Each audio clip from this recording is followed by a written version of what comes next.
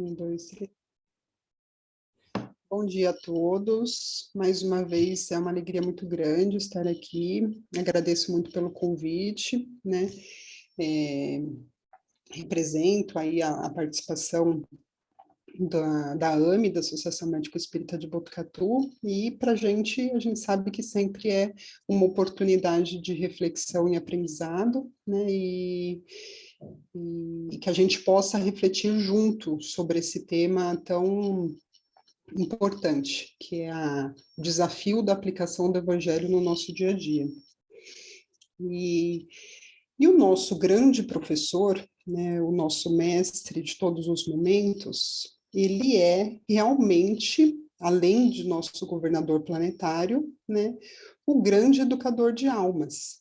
Então, Jesus adaptou toda a gama de conhecimentos que seriam necessários para o direcionamento da evolução dos nossos espíritos de uma maneira educativa e que a gente pudesse compreender e aplicar nas mínimas coisas.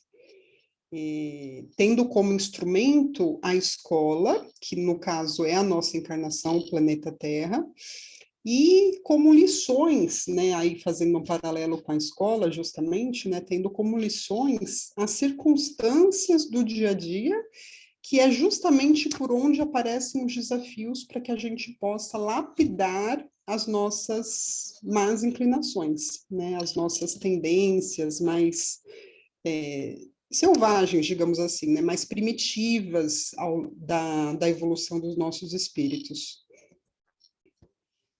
Então, quando a gente estuda o Evangelho, a gente percebe que o convite dele é ultrapassar as barreiras da casa mental, né? É transpor os limites do intelecto, né? Da habilidade em replicar e contar, em saber de cor o capítulo, o item. Na verdade, o que o mestre espera de nós é a transposição desse conhecimento da mente para o coração, né? E esse é o convite do Evangelho em ação.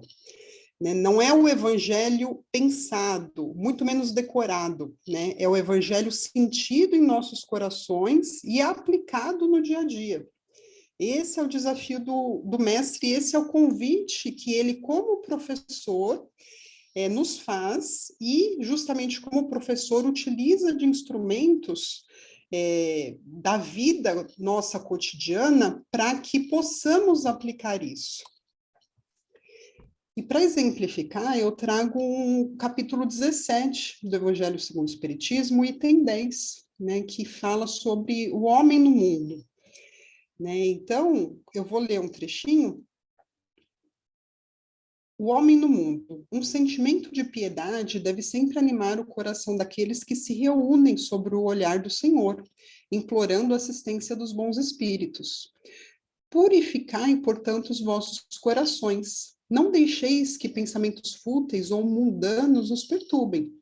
Elevai o vosso espírito para aqueles a quem chamais, a fim de que eles possam, encontrando em vós as disposições favoráveis, lançar em profusão as sementes que devem germinar os vossos corações, para neles produzir os frutos da caridade e da justiça. Não penseis, porém, que ao vos exortar incessantemente a prece e a evocação mental, queiramos levar-vos a viver uma vida mística, que vos mantenha fora das leis da sociedade em que estáis condenados a viver. Não. Vivei com os homens do vosso tempo como devem viver os homens. Sacrificai-vos as necessidades, até mesmo as frivolidades de cada dia, mas fazei-o com sentimento de pureza que as possa santificar. Então, a gente começa a estudar o Evangelho e imagina, né, que devemos viver uma vida mística, né? E quando o Evangelho traz esse trecho, é como se ele estivesse falando as lições mais preciosas que vocês irão viver estão escondidas no cotidiano da vida do encarnado, nas mínimas coisas, no trânsito, nos desafios da profissão, nos desafios da convivência com os colegas,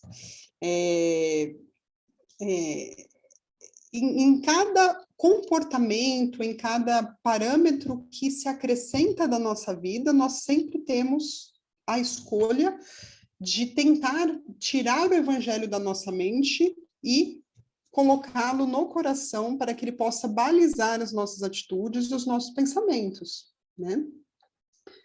Então, nós nos inserimos num processo educativo da alma. Nesse trechinho, Allan Kardec coloca, né, a educação da alma poderá ser longa a cura, porque numerosas são as causas, mas não é impossível. Contudo, ela só se obterá se o mal for atacado em sua raiz, isto é, pela educação. Não por essa educação que tende a fazer homens instruídos, mas pela que tende a fazer os homens de bem. E é esse o convite do Evangelho do Mestre, né? A gente aplicar esses ensinamentos nas mínimas circunstâncias do nosso dia a dia, né? Nas relações familiares, nos desafios do cotidiano, tentar identificar os exercícios que o mestre coloca nas nossas vidas no dia a dia mesmo, né? Lembrando do evangelho mesmo, desse mesmo capítulo, né, que todos os vícios têm seu princípio no egoísmo e no orgulho, que são a negação da caridade, né? Então, o mestre, ele coloca todos esses ensinamentos, só que há respeito absoluto pelo livre-arbítrio, né? Então, nós que já adentramos nesse conhecimento, nós temos sempre a oportunidade, né, de tentar, com o amadurecimento da doutrina e da vivência de Jesus em nossos corações, né, tirar da parte teórica e colocar na aplicação e no sentimento, no território do sentimento, que é o maior desafio, né, sabendo que toda escolha gera um caminho, mas que amadurecer e evoluir é saber tomar decisões corretas, né?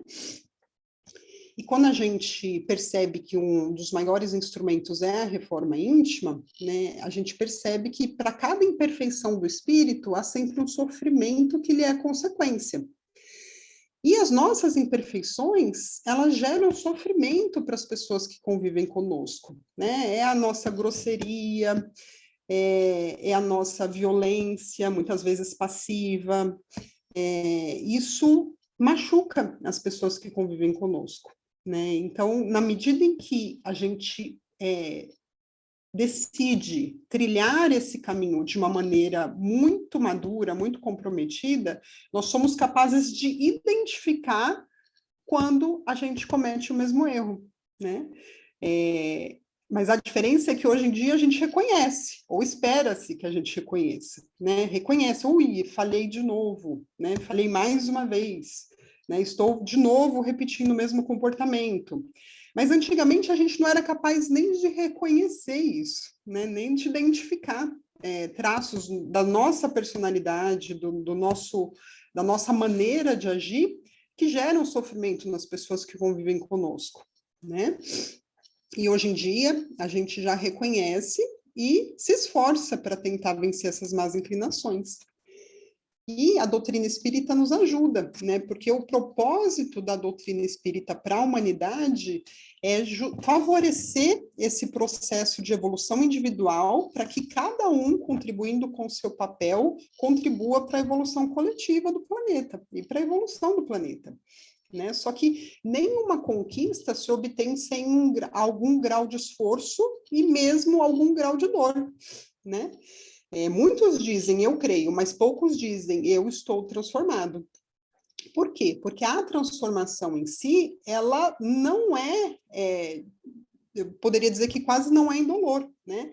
A gente pega aí um grande músico para aprender a tocar o violão de maneira correta e muito habilidosa, né, vai passar por processos de dor nos dedos e que vão documentar, testemunhar o seu grau de dedicação, né, com aquela habilidade, né?